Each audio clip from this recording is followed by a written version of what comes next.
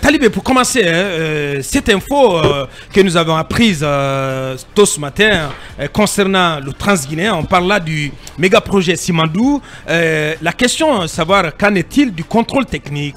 Oui, la question se pose dans beaucoup de milieux, notamment dans certaines structures de la société civile qui s'inquiètent des conditions notamment dans lesquelles, selon nos informations, la société ESIS a eu le contrat de suivi de contrôle technique des travaux du Transguinéen. Et en fait, un contrat même qui couvre les aspects donc transguinéens, mais aussi portuaires. Le projet de construction du port en eau profonde du côté de Moribaya. Ouais. Et on apprend qu'il y aurait eu donc ce contrat qui a été signé en février 2023 sans que cela fasse l'objet d'un appel d'offres. Donc on dénonce une certaine opacité dans les conditions de passation, en tout cas d'attribution de ce marché. De ce contrat. Vous le savez, selon nos informations, il s'agirait d'un montant de 300 millions de dollars. Ouais. Pour une durée de plus de 24 mois, donc durant laquelle période la société ESIS, une société française, qui déjà a par exemple le contrôle technique de la route Koya-Mamou d'Abola et qui donc aurait obtenu ce marché de contrôle et de suivi technique de la réalisation du Transguinéen, vous le savez, qui part donc de Beila pour se jeter, en tout cas au niveau de Moribaya à Fontaria. Donc beaucoup de questions autour, parce qu'Aboubacar, dans un contexte où l'une des inquiétudes des observateurs et de la population, c'est justement ce sont ces contrats passés de gré à gré. On a vu le cas de la résidence du Premier ministre, le cas des locaux du ministère des télécommunications. Et aujourd'hui, c'est ce contrat qui pose des questions. C'est quand même un contrat d'une envergure importante, 300 millions de dollars. Les deux sociétés, Rio Tinto et Winning Consortium, ne seraient pas d'accord. Ils estimeraient l'enveloppe trop chère. Donc, c'est une alerte qu'on donne ce matin parce que tout cela est inquiétant lorsqu'on peut passer un tel contrat. Donc, ça interroge, ça interpelle le pôle en charge de la conduite de ce méga projet. Oui, le gouvernement, dont on sait que ce méga projet il est piloté. Non, le comité il est basé à la présidence, piloté par le ministre directeur du cabinet. Voilà, c'est important.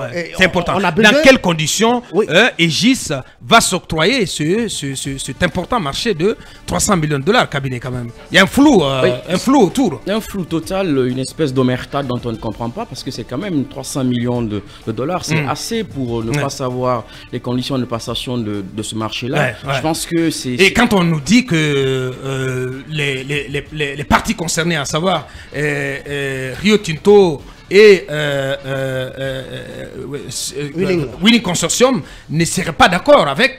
Ça pose problème. Mais ça pose véritablement problème parce que c'est les partenaires premiers. L'État, à travers le directeur de cabinet à la présidence de la République, joue un peu le travail, l'intergouvernementalité. Et on se rend bien compte que si ces entreprises qui sont celles qui font le job ne sont pas d'accord avec les conditions d'attribution du marché, ça pose véritablement un problème de transparence, mais aussi de sincérité dans la démarche de l'État sur ce projet important quand même. Oui, bah c'est cool. Le gré à gré, c'est devenu la marque de fabrique du CNRD, vous le savez très bien. À part ce projet, il y a aussi... Il faut relativiser quand même. Non, je ne relativise rien. Mais non, s'il te plaît. Je ne relativise rien. Mais non, je ne relativise rien. Ce n'est pas le seul. Comment ça tu fais penser que tout est devenu... Mais c'est le gré à gré.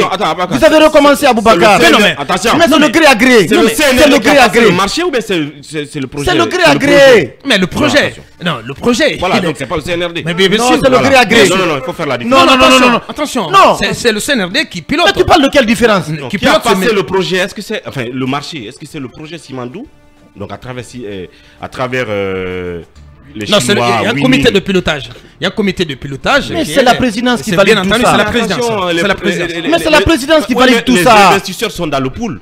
Donc si ils sont là... On vous apprend qu'ils ne sont pas d'accord. Ah, ils sont pas d'accord. Ils seraient pas d'accord. J'ai pas prêté attention.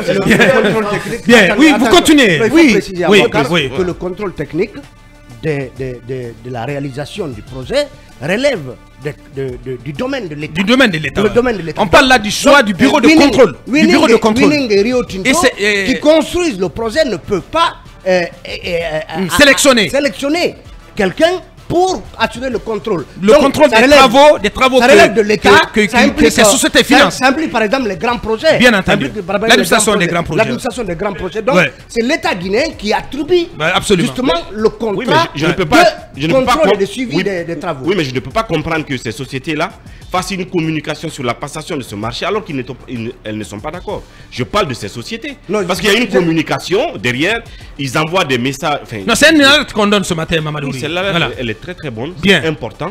Mais en même temps, j'interpelle ces sociétés.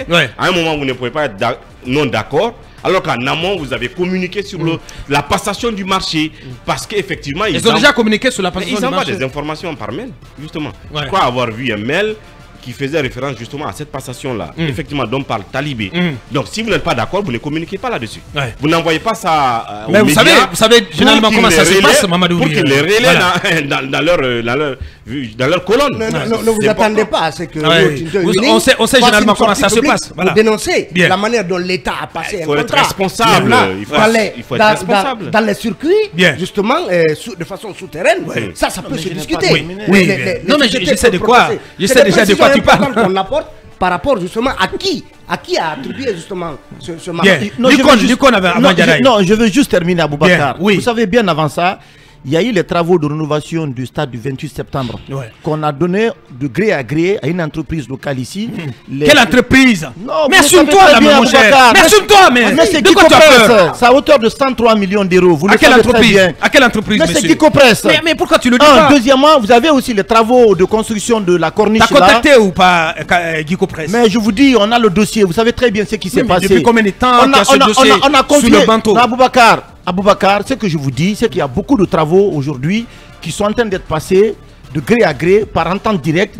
Talibé a évoqué le cas du siège du ministère des Télécommunications. Il y a aussi... pas le siège du ministère, le futur siège de Guinée Télécom. Il y a aussi le siège de la Poste Guinée. Non, du département aussi. En fait, c'est deux contrats, c'est deux marchés différents. Vous avez le siège du ministère des Postes et Télécommunications qui fait 20 milliards de francs guinéens. Non, vous avez... Poste. Non, je vous dis que c'est 20 milliards. Vous avez un deuxième projet qui fait 65 milliards. C'est 85 milliards. Voilà, Aboubacar. Donc, c'est le gré à gré aujourd'hui qui est devenu la marque de fabrique du CNRD. Moi, je ne peux pas comprendre que toutes les pratiques qui ont été dénoncées sur Alpha Condé, ces pratiques de gré à gré, parce que la conséquence directe à Aboubacar, c'est qu'on va laisser une facture très salée et ça va contribuer à enrichir, ça va développer ce qu'on appelle la dette intérieure de la Guinée et le gouvernement qui viendra après trouvera une note très salée et ce qui est surtout grave pour notre économie, notamment pour les populations guinéennes. Merci bien, oui. Lincoln. Aboubacar, c'est pas le gré à gré qui pose problème, mais c'est les conditions de gré à gré. Parce que pour le gré à gré, il faut ce qu'on appelle une extrême urgence. Il n'y en a pas. Yaraï, témoin. Les 80% des marchés... Oui, on a suivi une formation avec l'ARP. Bien. Les 80% des marchés passés sur le CRD ne respectent pas les conditions. On ne répond pas aux critères d'urgence. Et aujourd'hui, l'ARP même est en difficulté. Malgré les dénonciations, malgré les notes, les autorités vraiment s'en fichent pas mal.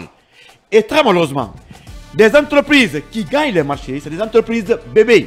Des entreprises qui naissent aujourd'hui... Des entreprises bébés. Bien sûr, qui naissent aujourd'hui, qui n'ont aucune publicité, aucune visibilité, qui n'ont jamais été... Qui n'ont aucun vécu. Qui existent dans un sac qui gagne des marchés. C'est ça aussi la réalité sur le CNRD.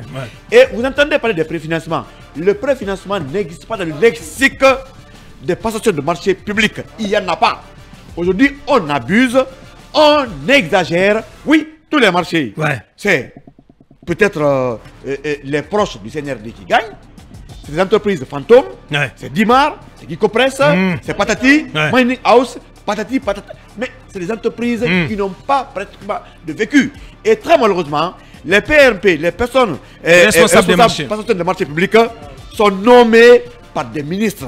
Ce qui fait que quand un ministre est parrain un marché, forcément... Non mais attention, ce sont les ministres qui... Vous dites, ce sont les ministres qui nomment les PRMP? Mais bien sûr. Non, non, il y a un département, je pense que c'est le ministère de l'économie et des finances, je vous dis, erreur de ma part, qui sélectionne... Non, pas du tout. Qui nomme. Le débat a été posé. Bien. On estime que le ministre des Finances a beaucoup de prérogatives. Désormais, il faut confier la nomination des PRMP au ministre des départements. Ce qui fait que tous les marchés passent. C'est ça la réalité. Donc, il revient à chaque ministre de sélectionner sa PRMP. Mais bien sûr. Ce qui fait que ça passe comme dans les passoires. Donc, tu peux nommer ton cousin comme PRMP. Mais bien sûr. Bien sûr. Et bien sûr. Extraordinaire. Allez-y, Diarra. Parce que tu as aussi reçu les enseignements de l'ARMP. Oui, bien sûr. Tout ce qu'il explique est fondé.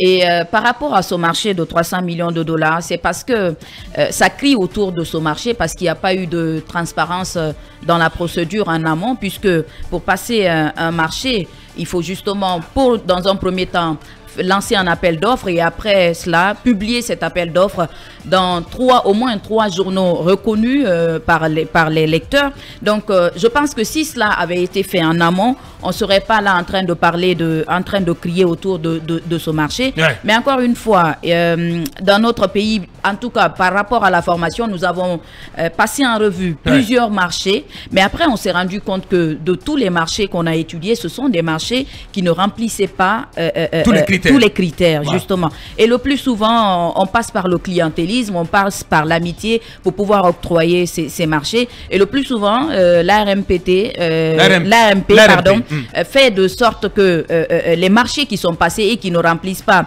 les critères soient rapportés. Mais après, l'autorité se fiche pas mal de la décision. Oui, bien sûr. Passe outre parce qu'il y a d'ailleurs des marchés qu'on a vu par rapport au marché lié aux cartes. Non, comment je vais dire ça? Aux plaques d'immatriculation. Ouais. Nous avons vu que dans ce marché, il y a beaucoup d'anomalies, alors que l'ARMP, voilà, l'autorité de l'écriture des marchés publics. Oui, bien sûr, c'était pas légal. Normalement, oui, bien sûr, c'était pas légal. Ça doit être rapporté? Oui, ça devait être rapporté parce que le marché n'a pas été attribué à la société. La résidence du PM également. La résidence du PM. Il n'y a pas d'impérieuse nécessité pour que ces marchés soient. C'est un véritable réquisitoire là. Oui, bien sûr. C'est ce qui dresse l'ARMP contre la gouvernance actuelle. Exactement, mais après, même quand elle prend des décisions, ça ne passe pas. Donc impuissante, totalement impuissante. Il ne faut pas mettre l'ARMP dans les viseurs de tout est à refaire. Tout est à refaire. Tous les contrats là, il faut les refaire. Bien. Il faut les refaire. Les contrats qui sont passés, alors qu'on invoque une impérieuse nécessité, ce sont des contrats qui sont passés de gré à gré, alors que il n'y a pas de fondement, pour qu'on passe de gré à gré. Il faut tout refaire, s'il te plaît. Il faut tout refaire. Allez, on va passer la parole à notre premier invité. Soulbanks va s'installer dans un court instant.